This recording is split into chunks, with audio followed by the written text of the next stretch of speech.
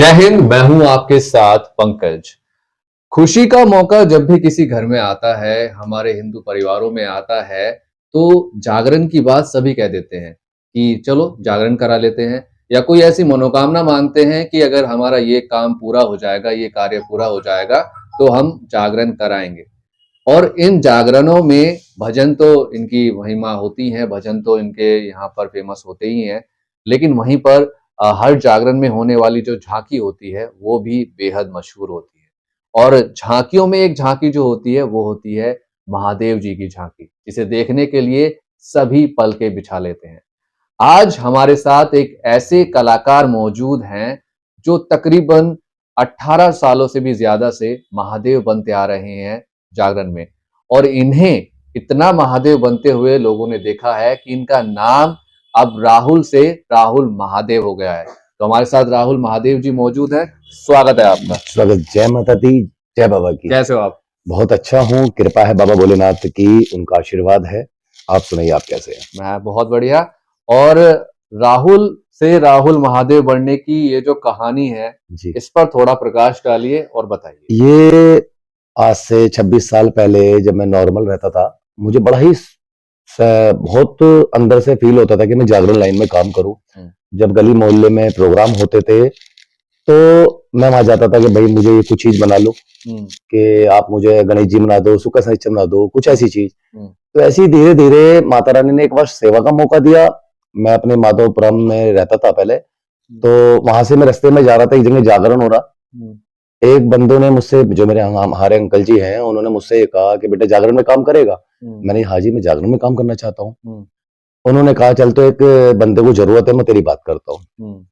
तो ऐसे ही उन्होंने मुझे अपने साथ लगा लिया। वहां एक रोल मिला मुझे छोटा सा, लेकिन मैं पहले छोटे छोटे जो जन्माष्टमी के प्रोग्राम मोहल्ले में होते थे, मैं उसमें सुदामा बनता था। तो उन्होंने मुझे मौका दिया, मैंने उनके साथ प्रोग्राम करा। अब उस बंदे ने मुझसे बोला कि आप मेरे साथ बाहर चलोगे पंजाब। मैंने कि भैया भाई फैमिली वाले तो नहीं एग्री करेंगे, क्योंकि मेरे डैडी एग्री नहीं करते थे। उन्होंने मुझसे बोलकर मुझे ले गए। चलो मैंने उनको बोल दिया हाँ। फिर मैंने अपने डैडी से पूछा, मेरे डैडी ने मारा पीटा मुझे, कहने लगे नहीं तू नहीं जाएगा। लेकिन मैं घर से कूद गए, छत से भाग गया। फिर मेरे डैडी गुस्सा हो गए। मैं पंजाब जैसे प्रोग्राम करने गया, जिस टीम के साथ गया था उसी टीम के साथ मैंने वहां काम करा, तो मेरा टीवी पे प्रोग्राम आया। हमारे गली मोहल्ले वालों ने देखा तो उन्होंने कहा भाई शिव कुमार आपका लड़का टीवी पे आ रहा है। तो डैडी भी थोड़ा खुश से हुए। वहां पर पब्लिक ने बड़ा प्यार दिया आने के बाद। तो ऐसे ही मैंने उन भैया से कहा कि भैया मुझे जागरण में काम करना आपके साथ, वहां के प्रोग्राम करने के बाद। तो वो बोले चलो जी हम आपको साथ लगाते हैं। उनके साथ मैंने पहले हेल्पर ही करी। मेरे उस्ताद जी है मास्टर भास्कर, उन्होंने मुझे अपने साथ लगाया, जोड़ा, उन्हीं का आशीर्वाद मिला। फिर मेरे दत्तगुरु हैं विक्रांत भैया, तो उनके साथ जुड़ते जुड़ते वो काली का रोल करते थे, तो मैं उनसे कहने लगा भैया मुझे भी करनी है झांकी। तो मुझे सपनों में काली मैया आने लगी, जैसे देखता था रोज। तो जैसे काली मैया सपनों में आ रही है, मैं ऐसे सोचता था कि मैं काली कर रहा हूँ क्या, मैं इस तरीके से प्रोग्राम कर रहा हूँ। फिर धीरे धीरे ऐसी काम चलता रहा। मैंने फिर झांकी में रोल करने की कोशिश करी, एक मौका मिला शंकर जी बनने का। पैसों से भैया ने बोला, उस्ताद ने कि आप शंकर बनना चाहेगा। मैंने कहा हाँ जी भैया। उनके साथ में शंकर बना। फिर मुझे लगा कि अब मुझे अपने बाबा का रूप धारण करना चाहिए। फिर सबसे अचंभे की बात यह है, मेरी आंखें जो हैं वो थोड़ा सा पब्लिक को बहुत अच्छा लगा उनसे। तो वे कहने लगे तेरी आंखें बहुत बढ़िया लगती है भोले बाबा बनते हुए। तो फिर मैंने उसी चीज को अपने जीवन में डाला कि हाँ भाई मेरी आंखों को बहुत प्यार मिल रहा है। जब मैं शंकर बनने लगा धीरे धीरे धीरे, तो लोगों ने मुझे तारीफ करी, प्यार दिया, बड़े सम्मान से कहने लगे भाई आपका बड़ा अच्छा वो है। ऐसे करते करते राहुल महादेव मेरा नाम रखा गया। और फिर पब्लिक का प्यार मिलने लगा, कैसेट वगैरह में काम करने लगा। आज जो भी कुछ हूँ बाबा भोलेनाथ की कृपा से। थोड़ा इनके बारे में भी हमें आप बताएं, आप जिन कैसेट्स के बारे में बात कर रहे हैं उनके बारे में बताएं। एक मेरी प्रेम मेहरा जी के साथ कैसेट है, भोले को भांग पसंद है। एक भोले की खिचड़ी है, और अन्य 2-3 एल्बम और हैं, सोनाटेक्स से है, एनडीजे से है, अंबाया से, अंबे कैसेट से माध्यम से भी है। तो ये 4, 5, 6, 7 मैंने कैसेटें बना रखी, और लोकल कैसेट से मेरी काफी सारी कैसेट है। तो ये जब कैसेट्स में काम करना आपको मिलना शुरू जी, हुआ वहाँ पे, जी। तो याद है आपको पहली कैसेट में काम कहाँ कहाँ मिला था? किसके द्वारा मिला था? कैसा मैंने हुआ था? हाँ, मैंने जो पहली शूट करी थी वो मेरी सोनाटेक से थी। ये आपके मैंने पूरा मादे पे शूट करा था वो। हुँ, उस एल्बम का नाम था भोले को भांग, हुँ, ठीक है? और फिर मेरी प्रेम मैरेज जी के साथ हुई। हुँ, अ, जो मेरा पहला संघर्ष था वो मेरठ से ही था। उसके हुँ, बाद फिर मैं बाहर जाने लगा और सब में बड़ी कृपा बाबा भोलेनाथ की एक रही, एल्बम के माध्यम से भी और वैसे भी पब्लिक के प्यार से हुँ, मैं उज्जैन महाकाल पे भी प्रोग्राम करके आया हूँ। क्या बात है! उज्जैन बाबा ने बुलाया था, 2 साल मैंने महाशिवरात्रि पे हुँ, बाबा के धाम पे ही प्रोग्राम करा है हुँ, और बड़ा प्यार सम्मान मिला वहाँ। हुँ, अब भी याद करते हैं। हुँ। फिर मैं एमपी वगैरह फिर सब जगह जाने लगा। अच्छा, आपने शुरू में ये भी बताया कि पापा आपको डाँटते थे, जी, आपको मारते थे। जी। वो डाँट आज प्यार में बदली है, तारीफ़ों में बदली है? जी हाँ, सब कुछ देखिए चमत्कार की बात तो ये है कि मेरे डैडी कचहरी में काम करते थे, जॉब करते थे, वकील थे हुँ, और उसके बाद वे भी मेरे इस लाइन में घुस गए थे। अच्छा।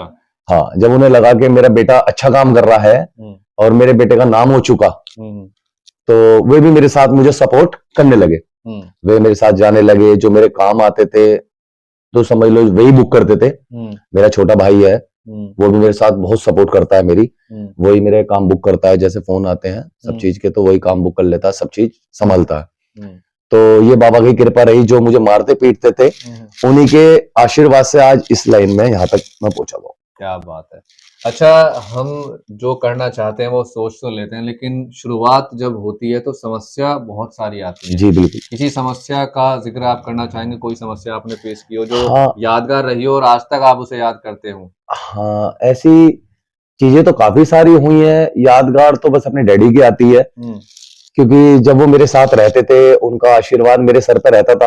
हुँ, अ, जब मैं जागरण में जाता था, अपने जागरण पकड़ते हम, जैसे हम अपनी पार्टी हमारी पूजे जागरण मंडल, हुँ, तो वे सँभालते थे। हुँ, तो जैसे मैं जाता था, वे बैठे रहते थे। हुँ, एक हमारा ये सहारा रहता था कि हाँ, हमारे डैडी हमारे ऊपर है। हुँ, अब वे नहीं है, हुँ, तो बड़ा अजीब-सा महसूस होता है काम करने में भी और हुँ, के सँभालने में। अब सारा बोझ हमारे पे ही आ गया हुँ, कि हम उस चीज़ को सँभालते हैं। हुँ, और जीवन का जो पहली एक जो समझ लो एक कह देते हैं ना, एक चीज़ खबर रह जाती है, हुँ, वो जीवन की मेरी ये थी कि जब मैं पहली बार बना, हुँ, मेरी माताजी ने मुझे बहुत सपोर्ट करी। क्या बात!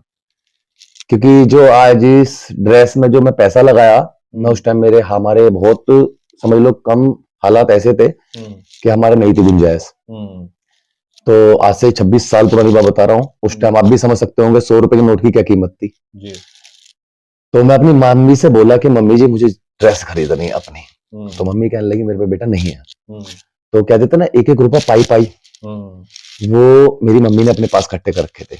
हुँ, तो किसी का और का नाम लेकर के, जैसे कि समझ लो मैंने किसी फैमिली से कहा कि मुझे उधार पैसे दे दो, हुँ, तो वो मुझे अभी पता लगा, हुँ, ज़्यादा से 6-7 साल पहले। हुँ, तो मुझे पता लगा कि भई मम्मी जी, मैंने कि उनके पैसे भी देने थे। हुँ, तो कहने लगी बेटा वो उनके नहीं थे, हुँ, वो पैसे मेरे थे जुड़े हुए। हुँ, तो मेरे जीवन की सबसे पहली शुरुआत की जो कमाई थी मेरी माँ की एक-एक पाई जुड़ी हुई, हुँ, जिससे मैंने पहली बार ड्रेस अपनी खरीदी थी, मनाई थी बाबा भोलेनाथ की। क्या बात है!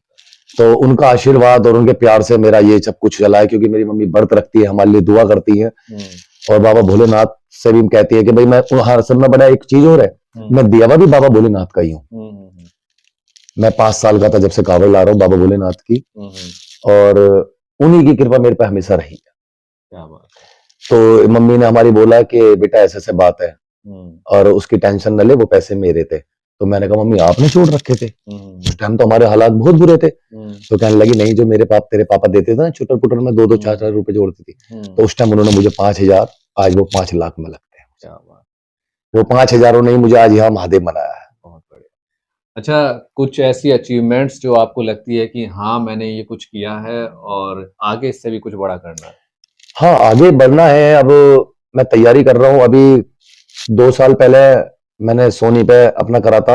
हुँ, आपने देखा हो 2-3 साल पहले बूगी वूगी चलता था। हुँ, उसमें मैंने फॉर्म वगैरह भरे थे। हुँ, थोड़ा मैं अपने डैडी के कारण नहीं जा पाया। और एक अच्छी खबर थी, कॉमेडी नाइट कपल है ना, हुँ, उसमें भी मैंने बहुत तैयारी करने की सोची थी, जाने की सोची थी, हुँ, कि अपने आगे बॉलीवुड में घुसने की सोची थी, लेकिन मेरे डैडी की तबीयत खराब हो गई थी उस टाइम, हुँ, मैं नहीं कर पाया। अब थोड़ा ज़िम्मेदारियों के कारण, हुँ, तो अभी थोड़ा-सा अब ये है, चल रहा है, आगे को, और जैसे बाबा भोलेनाथ चाहेंगे हम्म। वैसे चलते रहेंगे।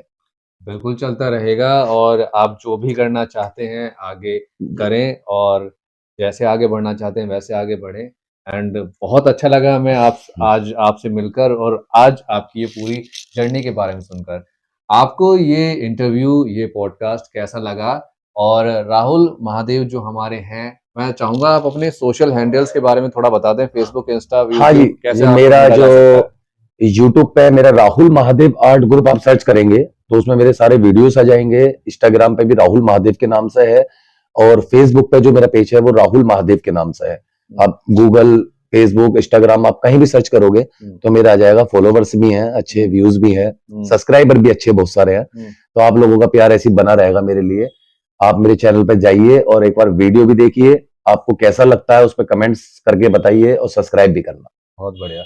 अच्छा, एक मैसेज हम ज़रूर लेते हैं क्योंकि जिन भी लोगों तक, जिन भी हमारे दर्शकों तक, श्रोताओं तक वीडियो पहुंचती है तो उनके लिए एक प्यारा सा संदेश लेते हैं, प्यारा सा मैसेज लेते हैं। आपकी ओर से क्या मैसेज रहेगा सभी सुनने वालों के लिए, देखने वालों के देखिए, सबसे पहले तो हमारे इस चैनल को भी सब्सक्राइब करें, और भैया बहुत अच्छे हैं जिन्होंने मुझे भी मौका दिया अपने चैनल पर आने का।